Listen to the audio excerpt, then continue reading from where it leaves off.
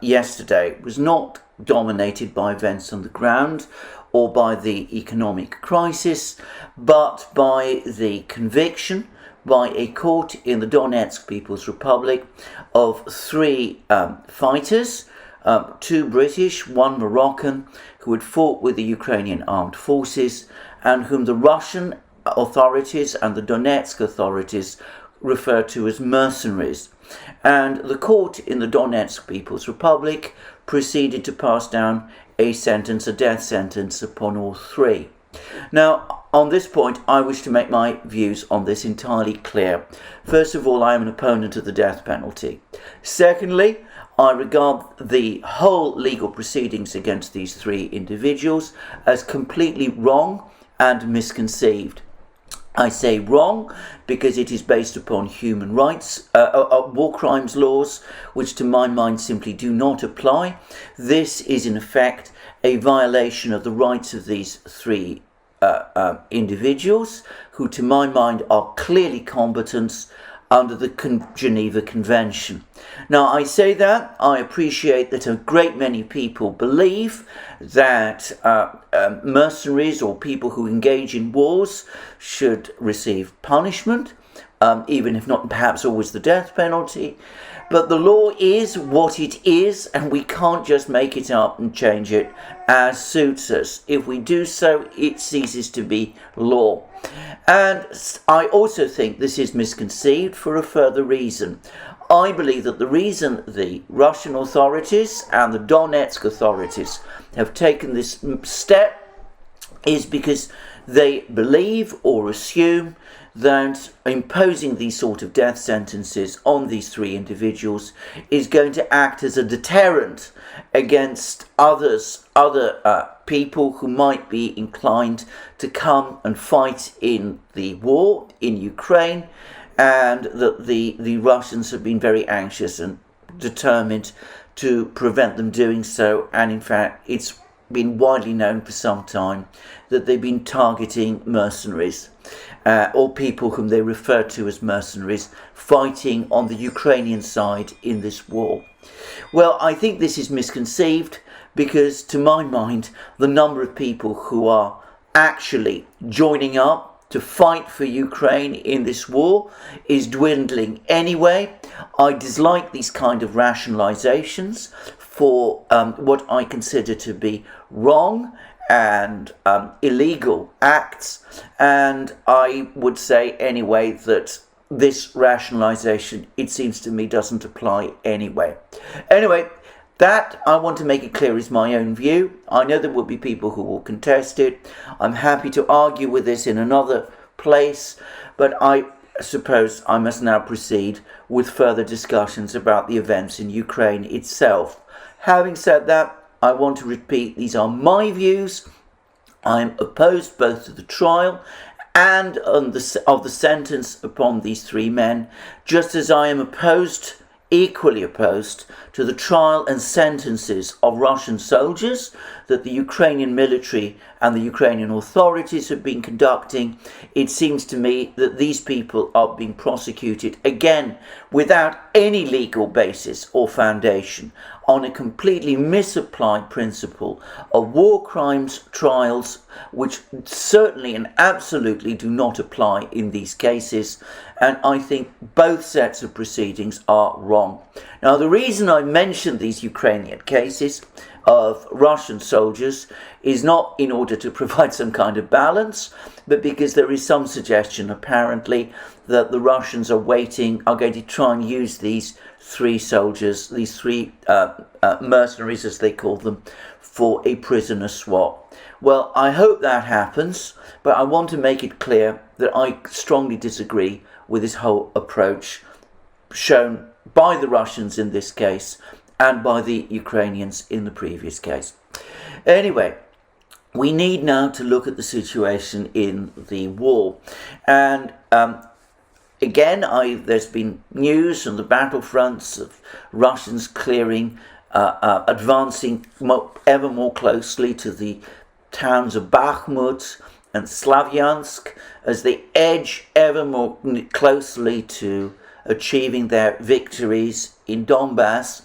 But I think perhaps more interesting is an intelligence report. It's not clear who is behind this intelligence report, which intelligence agency is responsible for it, but it's clearly a Western intelligence agency, and it appears to be working in close cooperation with the Ukrainian side. And it provides a stark picture about the situation of the Ukrainian military in Donbass. Now, from what I've been able to work out from the media accounts of it, it's been all over the British media, this intelligence report. What I've been able to work out from it is that it seems that the actual number of troops fighting on each side is about the same, but that Ukraine is massively outnumbered in machinery and technology. The Russians have 20 times more artillery, 40 times more ammunition. They have complete control of the air. Their air force is operating not just across Donbass, but across Ukraine as a whole. And in addition, they have the ability to launch missile strikes from hundreds, perhaps even thousands of miles from the battlefront. And with the precision of their missiles, they're able to launch pinpoint strikes on Ukrainian forces. And it seems that this is devastating for the Ukrainian soldiers on the front line. The number of killed Ukrainian soldiers per day has now been quietly increased from 100, which is the amount admitted a few weeks ago by President Zelensky. It now seems that the report is gradually and quietly being raised to 200.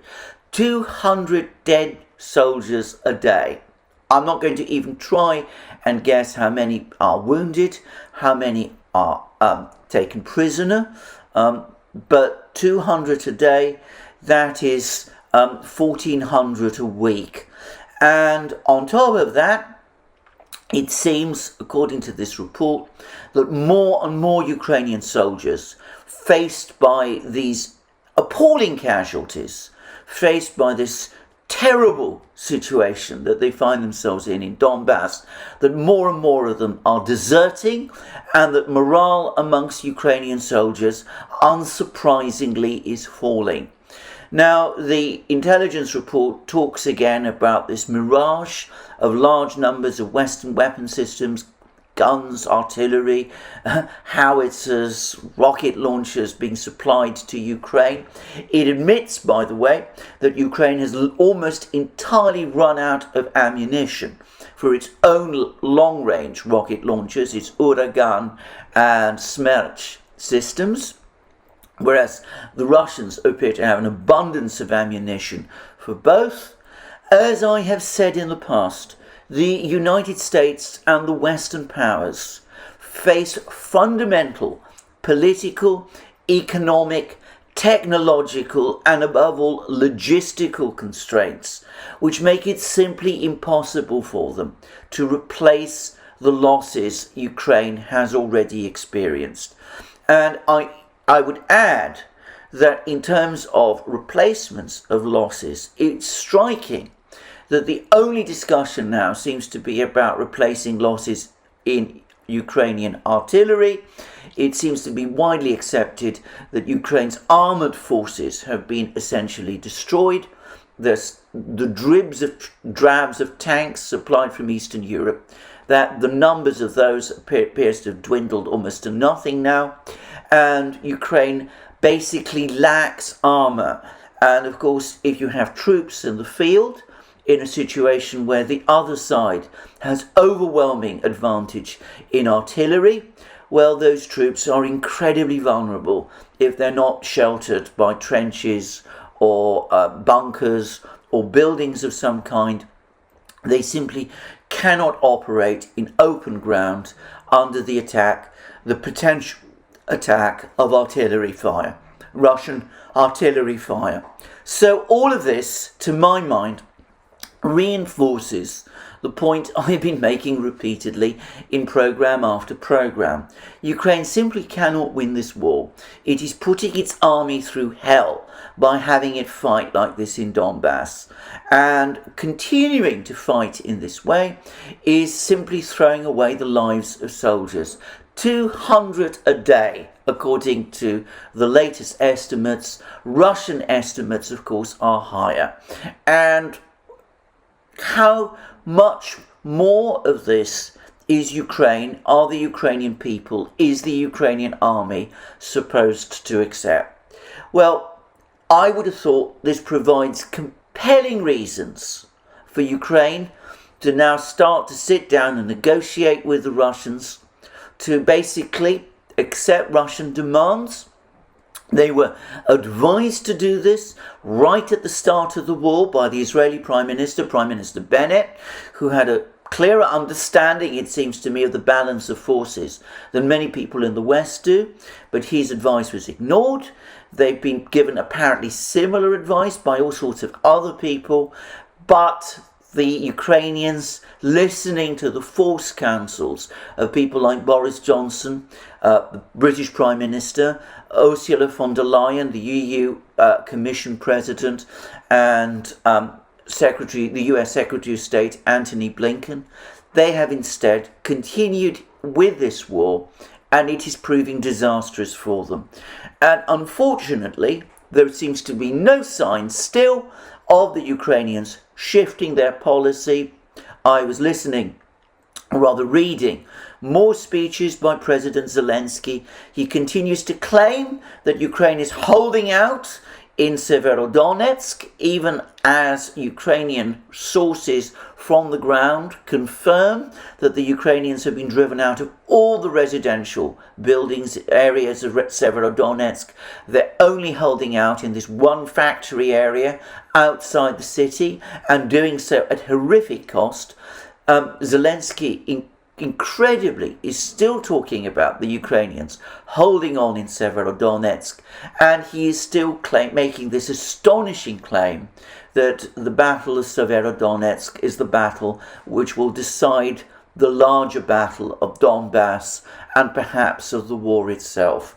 That seems to me a completely misguided thing to say, and one does wonder what kind of information he may be receiving from some of his intelligence people, and whether he's getting a fully accurate view of the situation. Whilst I'm on the subject of intelligence matters, there was a very strange article which appeared in the New York Times, which claimed entirely improbably that though the US intelligence community has a fair idea of what the Russian military is up to, it has managed to lose track of what the Ukrainians are doing. And there's been a lot of discussion about what this article actually means. There's been discussions by the Moon of Alabama, by Larry Johnson, by all sorts of very insightful and intelligent commentators who are seeing this article as a sign of recriminations starting to circulate within the West about this war, and about the fact that this is all going to be blamed on some kind of intelligence failure. Well, I think that's true up to a point, but I think the person who's perhaps come closest to seeing the truth is the Moon of Alabama. I think what this article is intended to say is that the Ukrainians, in providing an account of what's been happening on the battlefield to their Western allies, have been in effect deceiving their Western allies. There's a shorter word which begins with an L, which describes some of what the Ukrainians have been doing, and what I think the New York Times article is hinting at. Because this is a program which is appearing on this particular platform on YouTube, I'm going to avoid use of that word. But deceiving is the word I'm going to stick with. So I think that is partly what this is all about. it's trying to shift the blame onto Zelensky himself and onto his political advisors for the looming debacle that is taking place in Ukraine. The Western powers are going to say that the Ukrainians gave a false picture of the war to the Western governments, and that this is ultimately what was responsible for the failure in Ukraine. I should say that I think this is an entirely false excuse, if that is indeed what this New York Times article is all about. I say that because the United States and the Western allies largely retrained the Ukrainian army after the events of 2014. They basically replaced most of its officer corps with Western trained officers, and I think it is inconceivable that Western governments, Western intelligence agencies are not fully informed of every aspect and element of the war. Anyway, whilst I am on the subject of intelligence failures, there is a much more important one, and this applies to the economic war, the war of economic attrition, which the Western powers decided to launch against Russia back in February. Now, I'm making this program on a day when the ruble has again strengthened. It is now trading at 58 rubles to the dollar. About 2 weeks ago, the Russian central bank cut interest rates to 11% because it was trying to weaken the ruble against the dollar. It is worried that the ruble is becoming overvalued. In fact, so much money is pouring into Russia at the moment that even the Russian central bank's attempts to weaken the ruble are failing. And this is first and foremost an astonishing indictment on Western policy. Way back in February, when the Western powers imposed sanctions upon Russia, specifically targeting Russia's central bank and its foreign currency reserves, the expectation was that the ruble would crash, that the country would stagger into some kind of default, that it would run out of foreign currency, and that the banking system would collapse. In fact, as we have seen, the opposite instead is happening. And about a week ago, I discussed a very interesting article that had appeared in The Guardian by its economics editor, Larry Elliott, who admitted straightforwardly that Putin, as he always puts it, they always say Putin when they mean Russia, that Putin is winning the economic war, that Russia's economy is stabilizing and starting to strengthen, even as economic problems, inflation, shortages, talk of rationing of energy, all of that is starting to take hold in the West. Well, we now have an arguably even more influential economic commentator, Wolfgang Münchau, who until a short time ago used to write for the Financial Times, and he's come and he's saying the same thing. And he's obviously not written this article in the Financial Times. The Financial Times is one of the most vocal advocates of sanctions against Russia, would probably not publish an article like this, but he's published it instead in Euro Intelligence. And I'm going to read large extracts from this article because I find it so interesting and so revealing and so indicative of what has gone so terribly wrong. Anyway, this is what parts of the article say. The Western sanctions against Russia were based on a formally correct but misleading premise, one that I believed myself, at least up to a point. Well, I would say Wolfgang Münchau is the first advocate of sanctions who has now come out and admitted that he was wrong, even if only up to a point. And though I think the whole sanctions policy was frankly immoral, I will at least give him this. He has at least admitted in part that he was wrong. Anyway, to continue with his article, I believe myself, but it was based on a misleading premise, one that I believe myself, at least up to a point, that Russia is more dependent on us than we are on Russia. Russia has more wheat that it can eat, more oil that it can burn. Russia is a provider of primary and secondary commodities on which the world has become dependent. Oil and gas are the biggest sources of Russian export revenues, but our dependency is most acute in other areas: food and also rare metals and rare earths. Russia is not a monopolist in any of the categories, but when the largest exporters of those commodities disappears, the rest of the world experiences physical shortages and rising prices. Russia is the world's largest exporter of gas, accounting for just under 20% of global exports. Russia is the largest exporter of oil after Saudi Arabia and accounts for 11% of world exports.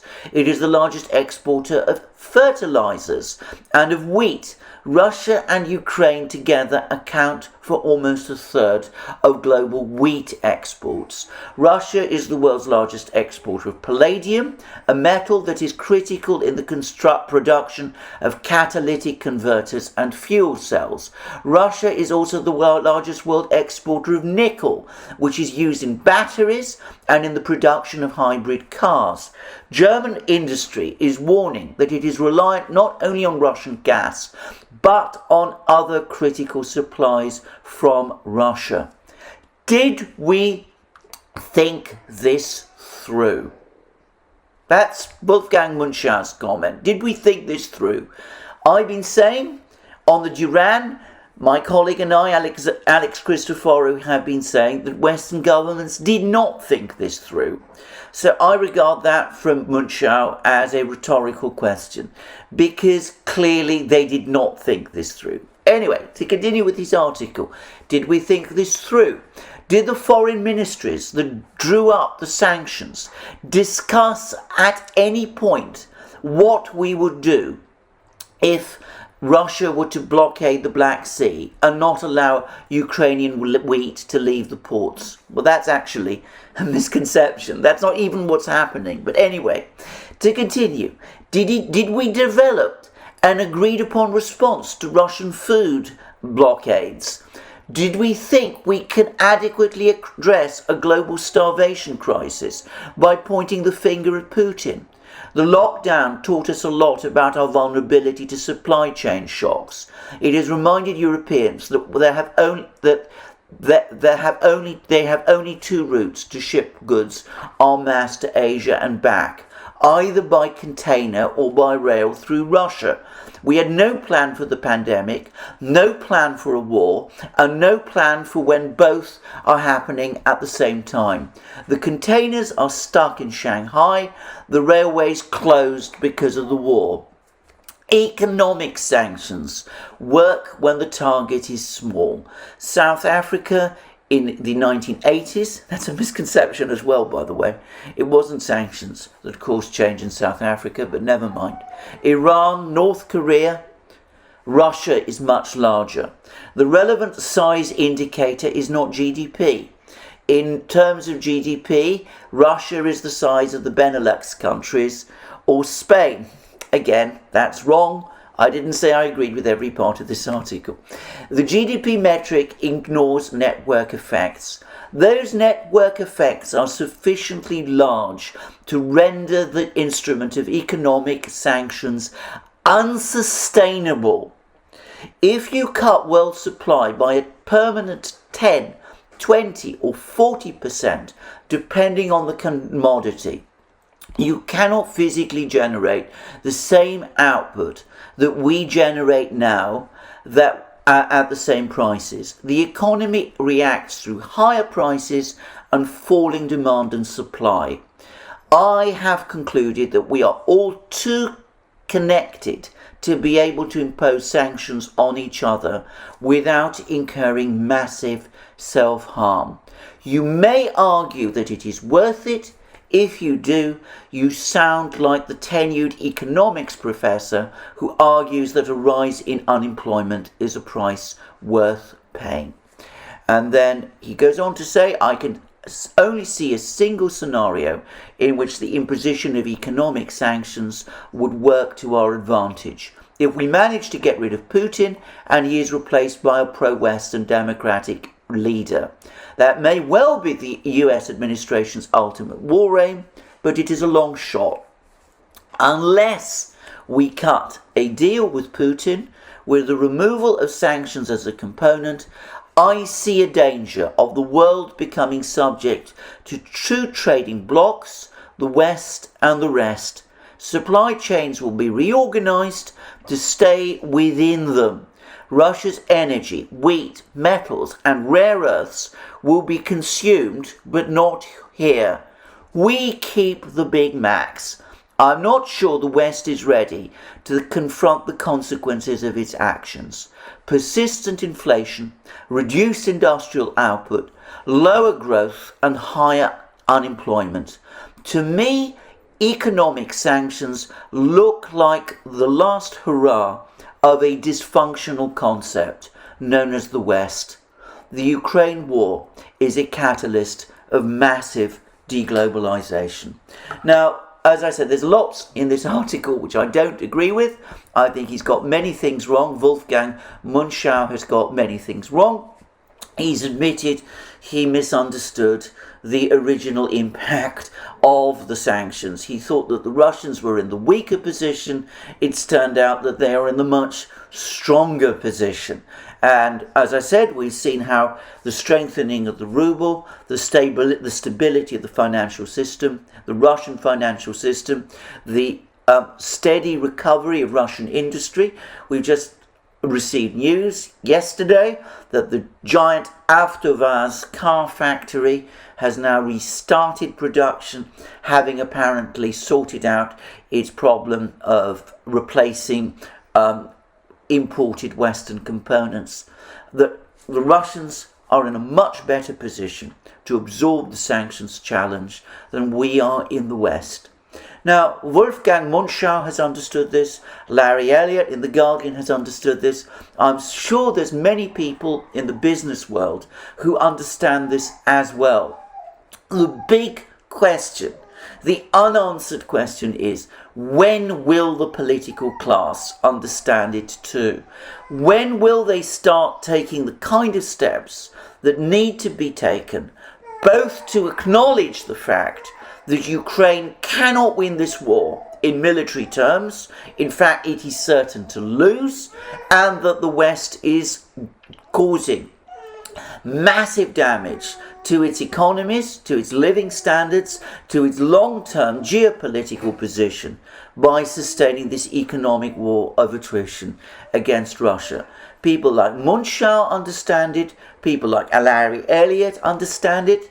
Even Janet Yellen, the US Treasury Secretary, shows some glimmers of understanding it. She's come up with some kind of incredible idea that there might be some device whereby Russia continues to export the same volumes of oil but doesn't receive the profits from its sale. The Russians, by the way, Dmitry Peskov, President Putin's spokesman, has already said that that is a ridiculous idea, and that if Russia can't profit from its oil sales, then it will simply refuse to export oil in future. But anyway, the very fact that Janet Yellen is coming up with these bizarre ideas shows that at some level she understands the points that people like Wolfgang Munchau and Larry Elliott are making. The problem is, I think there are far too many people in the political class in the West, both in Europe and in the United States, who are too heavily invested politically and in terms of face in this economic war to bring it to an end anytime soon. And I'm afraid the same is true of the military conflict. I suspect that at some point events are going to dictate their own course. The Russians will win in Ukraine, and they will dictate terms there. They will decide what the future arrangements in Ukraine will be, and they will do so without basically heeding what the present Ukrainian authorities, who I doubt will be in power by that point, what they say. And sooner or later, the same is going to happen in the West. Someone, somewhere in the West is going to break. Something is going to break in the West. And we're going to see, finally, a decision that we have to talk to the Russians again. We have to repair this damage, which, as Wolfgang Monschau says, we have inflicted upon ourselves.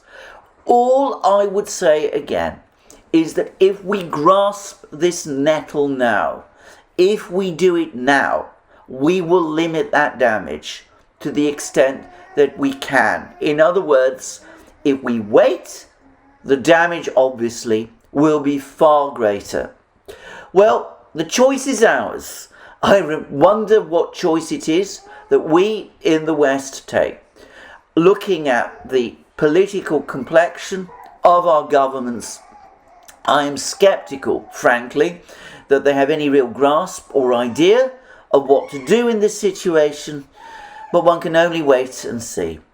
In the meantime, I will continue to give you my commentary for the moment and to keep up to date with what is going on. Well, thank you again for joining me today.